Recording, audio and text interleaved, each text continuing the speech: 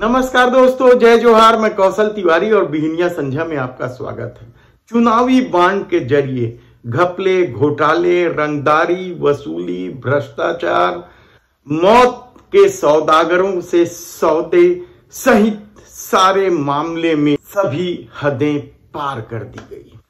ये हदें किसने पार की है अब यह बताने की जरूरत नहीं है, क्योंकि इस दौर में जिस तरीके से झूठ और अफवाह के सहारे नफरत की राजनीति को साधा गया, धर्म की पट्टी बांधकर खून निचोड़ने वाला टैक्स वसूला गया, महंगाई, बेरोजगारी और यहां तक कि लोगों के माथे पर विदेशी कर्जों का बोझ भी लादा गया। लेकिन इससे भी बड़ी सच्चाई का आज हम खुलासा करने वाले हैं, जो शायद मोदी समर्थकों की आंखें खोल दे या फिर उन लोगों की भी आंखें खोल दे जो देश के प्रधानमंत्री नरेंद्र मोदी को अपने भगवान से ज्यादा मानते हैं, देश के प्रधानमंत्री नरेंद्र मोदी को अपने परिवार कहते हैं, उनके एक इशारे पर चौकीदार बनने को तैयार हो जाते हैं। उन लोगों के लिए यह चौंकाने वाली खबर होगी कि कोई सत्ता पैसे के लिए किस हद तक जा सकती है।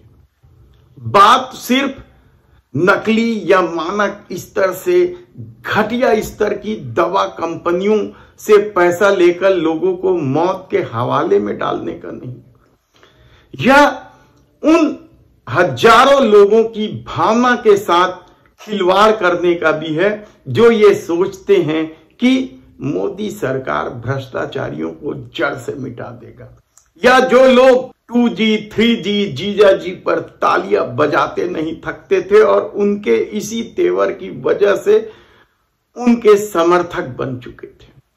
गोदी मीडिया यह बात कभी नहीं बताएगी कि भारतीय जनता पार्टी को चुनावी बांड से कहां से पैसे मिले, किन घटिया लोगों से पैसे मिले, किन भगोड़ों से पैसे मिले, यह बताएं। उससे पहले हम आपको प्रशांत भूषण ने जो कहा उसे पहले सुना देते हैं।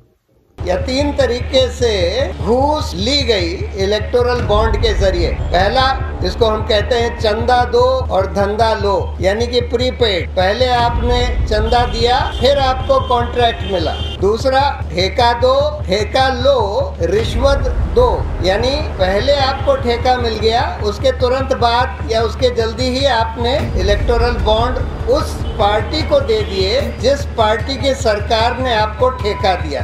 1751 करोड़ के बॉन्ड दिए गए उन कंपनियों को जिनको भाजपा की सरकारों ने ठेके दिए। और ठेके कितने के दिए? 62,000 करोड़ के ठेके दिए गए। कई लोग सोचते हैं कि भाई ये तो कंपनियों का पैसा है, उन्होंने दे दिया, उससे जनता का क्या लेना देना। ठीक से देखिए तो ये जनता का पैसा है, क्योंकि जनता का पैसा इन कंपनियों को इन सरकारों ने जनता का पैसा ठेके के तौर पर दिया और 62,000 करोड़ दिया है। और उसमें कितना अवैध दिया है? तो ये 62,000 के कॉन्ट्रैक्ट हो सकता है 40,000 के ही होते, यानी हो सकता है 20,000 22,000 करोड़ जनता की जेब में से निकल गया इस 1751 करोड़ के बॉन्ड के नाम पर घूस देने के लिए। 41 कंपनियां हैं जिनके ऊपर ईडी, आईटी या सीबीआई ने रेड करे और उन्होंने चंदा दिया 2,471 करोड़। उसके बाद अगर ईडी और आईटी का एक्शन रुक गया तो आप समझ लीजिए कि जनता का कितना नुकसान हुआ है। यानी कि हजारों करोड़ वो लूट रहे थे, उन्होंने उसके बाद कुछ 100 करोड़ का चंदा भाजपा को दे दिया और फिर ईडी, आईटी का एक्शन सब खत्म हो गया। मतलब ये वसूली का जो धंधा चल रहा था, इसमें पैसे तो 2,500 करोड़ मिले भाजपा को इलेक्टोरल बॉन्ड के जरिए, लेकिन इसमें कितने पैसे छोड़े गए जो जनता के पैसे थे, जो जनता के लिए वसूल होने चाहिए। सिर्फ यही वसूली, रंगदारी, घपले, घोटाले की फेहरिस्त नहीं, इससे भी भयावह फेहरिस्त है कहा जाए तब भी गलत नहीं होगा। उन हजारों लाखों लोगों की भावना के साथ किस तरीके से मोदी सत्ता ने खेला, उसे समझने के लिए सिर्फ एक उदाहरण, सोनिया गांधी के दामाद क्या अब भारतीय जनता पार्टी के दामाद हो गए?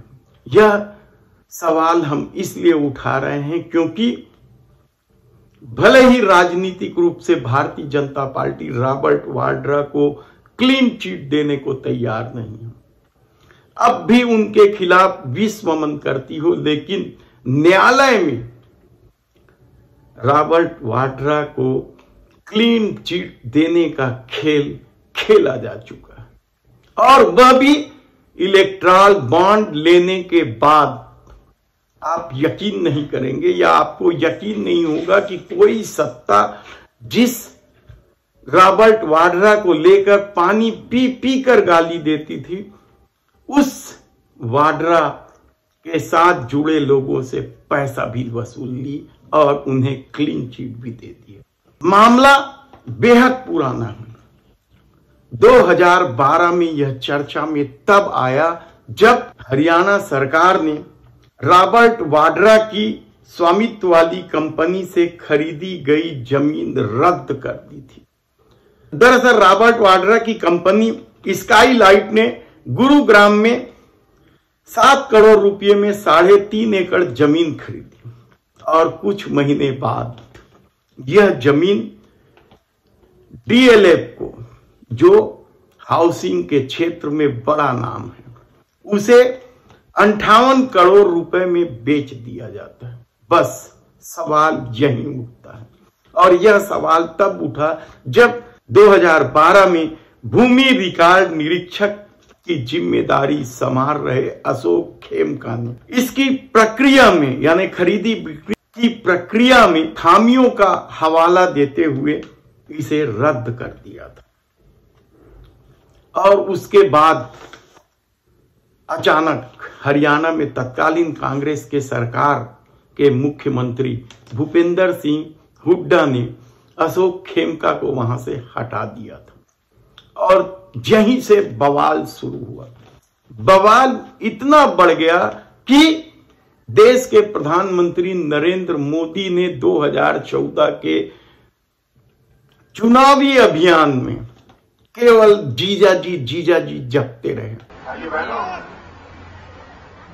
आपको तो रोजगार नहीं मिला, लेकिन जीजा जी को मिल गया।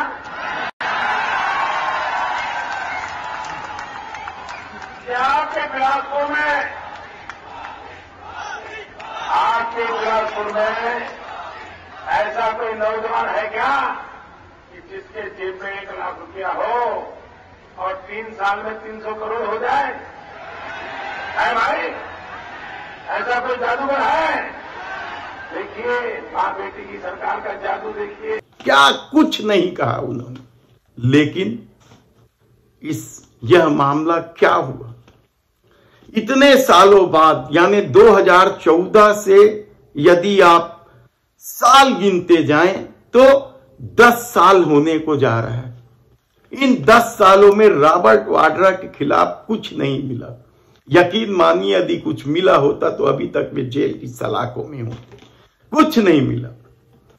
इसके बाद जब 2018 के पहले सरकार बदल गई हरियाणा में, खट्टर मुख्यमंत्री बन गए, तब अचानक 1 सितंबर 2018 में धोखाधड़ी, जालसाजी, भ्रष्टाचार का जुर्म दर्ज किया गया डीएलएफ के कंपनियों के अधिकारियों और रॉबर्ट वाड्रा के खिलाफ। और इस जुर्म दर्ज होने के बाद, जैसा कि अक्सर होता है, सीबीआई डीएलएफ के पीछे लग गई और 2019 में सीबीआई ने डीएलएफ के सभी कार्यालयों में तलाशी ली, अधिकारियों से पूछताछ की और जनवरी में सीबीआई का ये खेल हुआ और डीएलएफ ने अक्टूबर में चंदा देना शुरू कर दिया, यानी चुनावी बांड खरीदना शुरू कर दिया।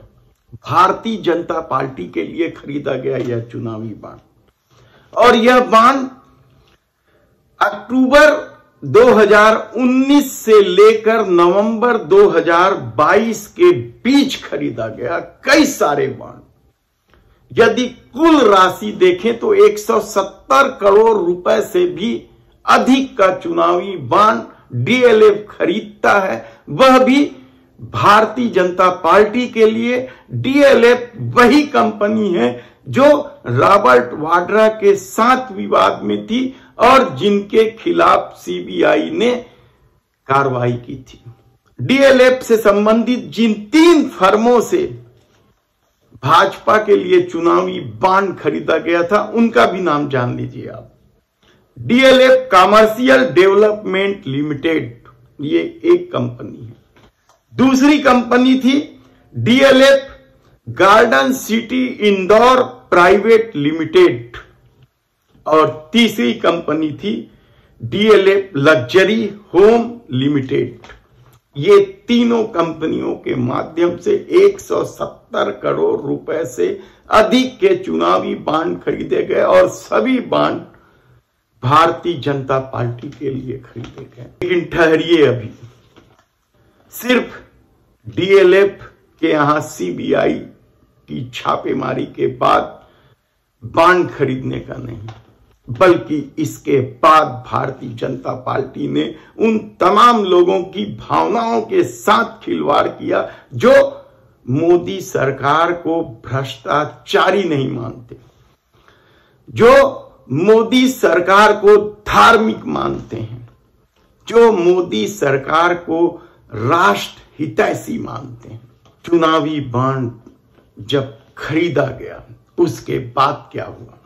उसके बाद 2023 19 अप्रैल को, यानी 2019 से 22 तक भाजपा के लिए बॉन्ड खरीदा जाता है और 2023 19 अप्रैल 2023 को हरियाणा सरकार पंजाब हरियाणा हाई कोर्ट में चल रहे एक मामले में शपथ पत्र देती है और बताती है कि डीएलएफ के द्वारा खरीदी गई जमीन में किसी भी तरह की अनियमितता नहीं है।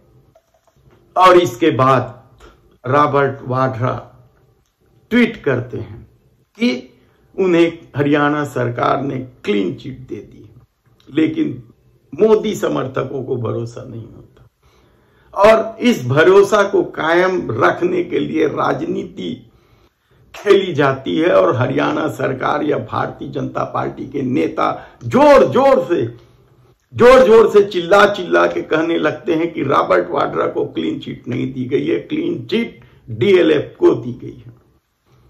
यदि जमीन खरीदी में आरोपी डीएलएफ भी है और उसे ही क्लीन चिट दे दी गई तो फिर कहां बचता है कुछ, लेकिन आंखों में पट्टी बंधा है और बेशर्मी की सारी हदें पार करके शायद अब भी भारतीय जनता पार्टी के नेता जीजा जी चिल्ला रहे होंगे, लेकिन हकीकत तो ये है कि पैसे की ताकत के आगे मोदी सरकार किस हद तक चली जाती है यह एक उदाहरण मात्र है। इसके अलावा भी मोदी सरकार ने क्या कुछ नहीं किया हम आपको विस्तार से बताते रहेंगे। आज बस इतना ही। यदि आपने हमारे चैनल को सब्सक्राइब नहीं किया है तो प्लीज सब्सक्राइब कर लीजिए और लाइक का बटन दबाना भी ना भूले। इससे आपका कुछ नहीं जाता है, बल्कि लाइक के बटन जितने दबेंगे उतने लोगों तक